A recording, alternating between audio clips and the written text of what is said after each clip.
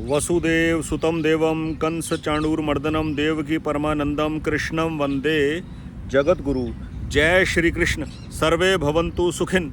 Dear friends, dear viewers, आप सबका स्वागत है, वेलकम, सबको सादर प्रणाम। आज की इस वीडियो में चर्चा करेंगे राहु की महादशा और शनि की महादशा में क्या अंतर है, क्या विशेष अंतर है।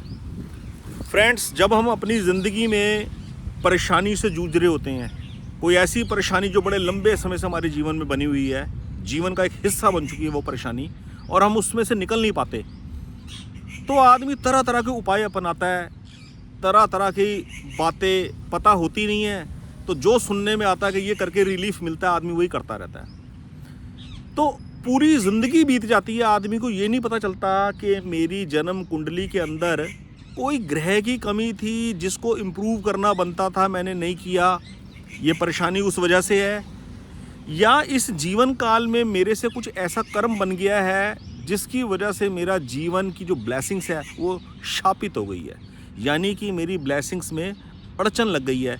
दोनों में से क्या कारण है?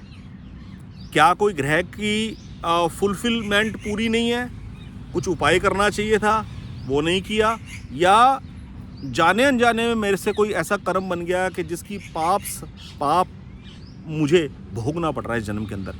देखिए, मुझसे जीवन में कोई गलत कर्म हो गया है, उसका पता केवल और केवल अपने अंतःकरण से पता चलता है। अगर जो भी व्यक्ति शुद्ध निर्मल बुद्धि का होगा, शांत चित्त का होगा, थोड़ा सी भी उसके अंदर अगर ये कॉमन सेंस होगी, थोड़ा सा भी सामान्य ज्ञान होगा, तो आदमी समझ जाएगा मैंने कहाँ जीवन में गलती करी है, कहाँ किसी का दिल दुखाया है, कहाँ अपने किसी कर्म से बद्दुआ मैंने किसी की ले ली और मेरे को लगता है शायद उसी का प्रभाव मेरे जीवन में ये चल रहा है। आदमी खूब अपना थोड़ा चिंतन मनन करेगा तो वो इस चीज़ को पता लगा लेगा कि वाकई मेरे जीवन में कुछ ऐसी बात तो नहीं है। तो उसका तो इलाज सिर्फ ये है कि हम अपने स्वभाव को, अपने कर्म को, अपनी डीलिंग को सुधारें, अपनी नीयत को सुधार लें। सीधी सी बात है, अपनी नीयत को सुधार ले कि हमारे कर्म से किसी को दुख ना मिले। और दूसरी बात, जन्म कुंडली के हिसाब से किसी ग्रह की कमी को दूर करना, वो किसी एक अच्छे एस्ट्रोलॉजर से कंसल्टेशन लेकर ही पता चल सकता है कि यदि जन्म कुंडली में कोई आवश्यक ग्रह अपनी कमज़ोर स्थिति में है तो उसका हम रेक्टिफिकेशन कर लें। लेकिन ये कार्य भी उस परमात्मा की नियति के तहत ही होगा, परमात्मा की बनाई ईश्वरी विधान के तहत ही होगा, अगर हमारी नीयत अच्छी होगी। चलिए अब बात करते हैं राहु की महादशा और शनि की महादशा के बारे में। ये दोनों महादशाएं ऐसी है जिन महादशाओं के अंदर हमारे अपने किए हुए कर्मों का फल मिलने का समय होता है। आपने ज़्यादातर ये वाली बात शनि की महादशा में सुनी होगी, राहु की महादशा में नहीं सुनी होगी, लेकिन पूर्व जन्मों के किए हुए कर्मों का फल जो है वो राहु की महादशा में फलीभूत होता है। हमारे पूर्व जन्मों के जो कर्म थे, जब पिछले टाइम हमने जो शरीर धारण कर रखा था, उस हिसाब से हमारी राहु की महादशा के अंदर जो हमारी मनोवृत्ति बनेगी, जिन कार्यों की तरफ हम बढ़ना चाहेंगे, वो इफ़ेक्ट करेगा हमारे पूर्व जन्मों को किए हुए कर्मों के आधार के ऊपर। और शनि की महादशा इंडिकेट करती है इस जन्म में किए हुए कर्मों का फल मिलने का हमारा समय जो होता है वो शनि की महादशा में होता है। अलग अलग एज ग्रुप वालों के लिए ये दोनों ही महादशाएं अलग अलग रूप में काम करती हैं। केवल मैं आपको जो मेन मेन क्रक्स वो बता दूं। राहु की महादशा में आदमी का जो मन होगा ना, वो कुछ बाहरमुखी ज़्यादा होता है, अंतर्मुखी नहीं होता, बाहरमुखी होता है। बाहर की दुनिया को ग्रैब कर लेना, बाहर की दुनिया को पकड़ने की आकांक्षा, कुछ नया धरातल से उठकर, यानी कि ज़मीनी लेवल से उठकर बड़े बड़े प्लान के बारे में सोचना, उसके लिए माइंड के अंदर ऐसे विचार आना, उन विचारों को वैल्यू देना और उनको मटेरियलाइज करने के लिए ऑप्शंस ढूंढना, ये होता है राहु की महादशा में। और मैं राहु की महादशा का एक आपको एग्जाम्पल भी बताऊंगा किसी जातक का, कि राहु की महादशा उस जातक के लिए कितनी ज़्यादा घातक साबित हुई और उस घातक साबित होने के पीछे ईश्वर का विधान है क्या है तो अल्टीमेटली ईश्वर का विधान ही कि आदमी उस चीज़ को रोक क्यों नहीं पाया। वो मैं अभी आपको इस बात के बाद बताता हूँ। और दूसरा जो है शनि की महादशा। शनि की महादशा में जो मुख्यतः आदमी का जो बिंदु रहता है वो अंतर्मुखी रहता है। राहु की महादशा में आदमी बाहरमुखी होता है। बड़े बड़े प्रोजेक्ट के ऊपर काम करना, बड़े बड़े प्रोजेक्ट के बारे में कॉन्सेप्ट माइंड में आना, उन कॉन्सेप्ट को वैल्यू देना, उसके बारे में रिसोर्सेज क्रिएट कर जनरेट कर अकुमुलेट कर उसको अचीव करने की कोशिश करने के बारे में सोचना।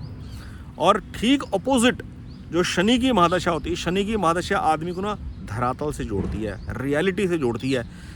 ओवरऑल मैं आपको कहूँ कि राहु की महादशा आदमी को इमेच्योरिटी की तरफ लेके जाती है। उसकी जो हरकतें होती हैं, उसकी जो डिसीजंस होते हैं, उसको हम इमेच्योर कह सकते हैं। एक आम आदमी से हटकर उसकी थिंकिंग होती है, जीवन के सुख को पाने के लिए, जीवन की विलासिता को पाने के लिए, सुख सुविधाओं को पाने के लिए। और शनि की जो महादशा होती है वो ठीक इसके ऑपोजिट होती है। शनि की महादशा में आदमी धरातल से जुड़ता है, रियलिटी से जुड़ता है, मैच्योर बनता है, सिमटता है, अंतर्मुखी बनता है। ये मेन डिफरेंस है राहु की महादशा और शनि की महादशा के अंदर। और दशाएं दोनों ही बेनिफिशियल भी हो सकती हैं और नुकसानदायक भी हो सकती हैं। बेनिफिशियल अगर होंगी तो पूरी महादशा टोटली बेनिफिशियल नहीं होगी, कुछ ना कुछ प्लस माइनस जरूर होगा। बेनिफिशियल ज़्यादा होगी, नुकसानदायक कम होगी, या नुकसानदायक ज़्यादा होगी और बेनिफिशियल कम होगी। ये दोनों रेशो बननी बैठ सकती है। क्या लॉर्डशिप है, क्या लग्नेश है, क्या लग्नेश की, सुखेश की, भाग्येश की, कर्मेश की स्ट्रेंथ है जन्म कुंडली के अंदर, क्या इन दोनों ग्रहों का रोल है, राहु केतु एक्सिस कुंडली में किस भाव के अंदर लगी है, किस भाव के फलों को छिद्र कर दिया उसने, और शनि की क्या प्रमुखता है जन्म कुंडली के अंदर। शनि अशुभ ग्रह के रूप में उभरे हैं या अशुभ ग्रह के रूप में उभरे हैं उस जन्म कुंडली के जातक के लिए, उस हिसाब से महादशा काम करेगी। ये मैंने महादशा का मोटा मोटा आपको सिनेरियो बताया कि राहु की महादशा बाहरमुखी बनाएगी और शनि की महादशा आदमी को अंतर्मुखी बनाएगी। राहु की महादशा के अंदर एक जातक का मैंने अपने जीवन में प्रैक्टिकली क्या चीज़ देखी, आदमी ने अपनी बनी बनाई प्रॉपर्टी को सेल कर दिया। किस बात को लेकर कि मैं बिजनेस से पैसे कमा लूँगा, मैं प्रॉपर्टी को बेचकर बिजनेस करूँगा और उस बिजनेस से मैं पैसे अर्न तो कर ही लूँगा और पैसे अर्न कर मैं दोबारा से फिर प्रॉपर्टी बना लूँगा। इस माइंडसेट को लेकर आदमी ने बिजनेस के लिए कूदा। लेकिन क्या है, जिस बिजनेस को किया, जिस बिजनेस में एंट्री करी, उसका एक्सपीरियंस कुछ भी नहीं है। ये लगता है हमारे को जो राहु की महादशा होती है, जो मैंने अभी आपको बताया कि राहु की महादशा के अंदर आदमी की जो हरकतें होती हैं, जो एक्शन होता है वो ऐसा होता है जैसे इमेच्योर होता है। और शनि की महादशा में वो चीज़ मैच्योरिटी की तरफ लेके जाती है, आदमी मैच्योर डिसीजन लेता है। अब ये मैटर करेगा कि राहु की महादशा आदमी को किस उम्र के पड़ाव पे मिली है, यंग एज में मिली है, मिडिल एज में मिली है या ओल्ड एज में मिली है। ठीक है, कई बार ऐसा होता है कि छोटी उम्र का आदमी इतने मैच्योर डिसीजन लेता है कि आदमी हैरान हो जाता है, और कई बार आदमी उम्र दराज होने के बाद भी, मिडिल एज को क्रॉस कर लेने के बाद भी ऐसे डिसीजन लेता है ज़िंदगी में कि जैसे कोई छोटा बच्चा डिसीजन ले रहा हो, कोई मैच्योरिटी लेवल नहीं होता। तो राहु की महादशा के जिस जातक ने अपनी प्रॉपर्टी को बेचकर बिजनेस के अंदर एंट्री करी, उसको उस बिजनेस के करने का कोई तजुर्बा नहीं था। केवल जोशो जुनून के अंदर एक बड़ा टारगेट अचीव कर लेने की सनक में वो इतना बड़ा स्टेप आदमी ने ज़िंदगी में उठा लिया। और हुआ क्या, वो बिजनेस भी स्टेब्लिश नहीं हुआ, बिजनेस के अंदर भी चीटिंग हो गई।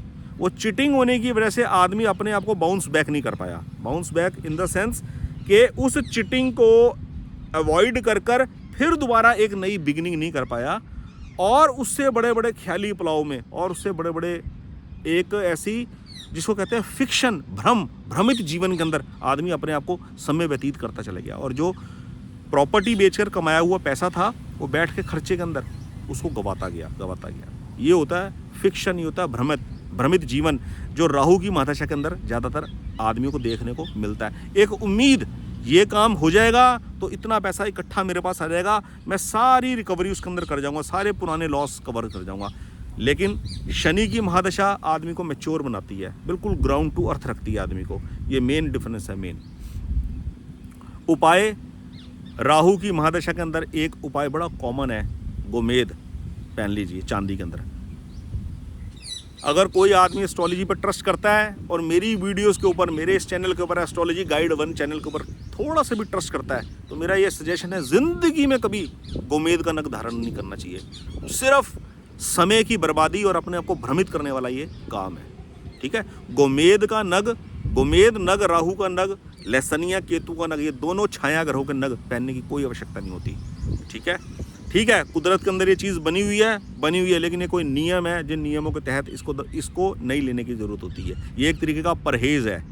ठीक है, और प्रिकॉशन है, ये 2 नग धारण करने की जरूरत नहीं होती। इसके बदले में लग्नेश का, सुखेश का, भागेश का, कर्मेश का, इन 4 में से कोई एक नग धारण किया जाता है इस प्रॉब्लम को काटने के लिए। ठीक है, और शनि की जो महादशा है, शनि की महादशा के अंदर एक अपनी रेमेडीज़ होती हैं।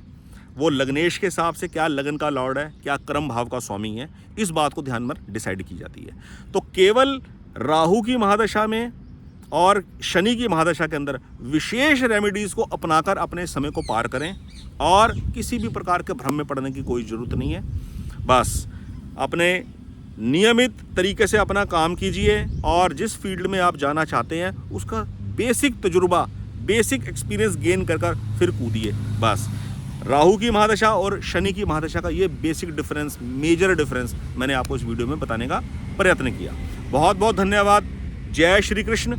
आप अपनी जन्म कुंडली का कोई विश्लेषण करवाना चाहते हो, कोई डाउट हो, एस्ट्रोलॉजी से जुड़े किसी भी प्रश्न को लेकर आपके मन में शंका हो, और एक विशेष बात और, आपके घर के अंदर अलग अलग सदस्यों ने अलग अलग प्रकार के कोई नग पहन रखे हो, तो उसके बारे में भी अगर आप कोई चेकअप करवाना चाहते हो कि घर के कितने सदस्यों ने कौन कौन से नग पहने हैं, वो कॉम्बिनेशन आपस में भी कॉम्पैटिबल होना चाहिए, ताकि एक दूसरे सदस्य के साथ आदमी के बीच में एक मैत्रीपूर्ण व्यवहार बना रहे। आज की इस वीडियो में इतना ही। इस टॉपिक के ऊपर एक नई अलग से वीडियो बनाएंगे। बहुत बहुत धन्यवाद फ्रेंड्स। जय श्री कृष्ण।